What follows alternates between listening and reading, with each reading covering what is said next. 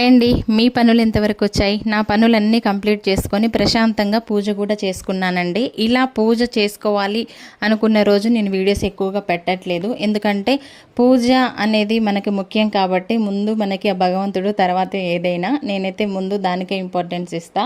అయితే ముందు పూజ అంతా కంప్లీట్ అయిన తర్వాత ప్రశాంతంగా పూజకు సంబంధించిన పనులన్నీ చేసుకున్నాకే నేను వీడియోస్ అయితే అప్లోడ్ చేస్తానండి. ఇంకా ఖాళీ టైంలో ఉట్టప్పుడు అంటే ఇంకా పెడుతూనే ఉంటాను, కానీ ఇలాంటి టైంలో పెట్టాను. ఈరోజు చాలా ప్రత్యేకమైన రోజు అని చెప్పాను కదా. ఈరోజు సంకష్టహర చతుర్థి అండి. ఈరోజు నెలకు ఒకసారి సంకష్టహర చతుర్థి అనేది వస్తుంది. కాకపోతే సంవత్సరానికి ఒకసారి శ్రావణ మాసంలో మంగళవారం రోజు రావడం అనేది చాలా విశేషమైనదనమాట. ఈరోజు కొత్తగా ఉపవాసాలు ఉండాలి విఘ్నేశ్వరుడికి అనుకున్న వాళ్ళు ఈరోజు ఏదన్నా మొక్కుకొని ఇంకా ఉపవాసాలు స్టార్ట్ చేస్తే కనుక ఖచ్చితంగా కోరికలు నెరవేరుతాయి అనేది ఒక నమ్మకం అనమాట. ఇంకా మేమైతే ఇంట్లో పూజ కంప్లీట్ చేసుకొని విఘ్నేశ్వరుడి గుడికి అయితే వెళ్తున్నాం ఫ్రెండ్స్. వీడియో నచ్చితే లైక్ చేయండి. బాయ్.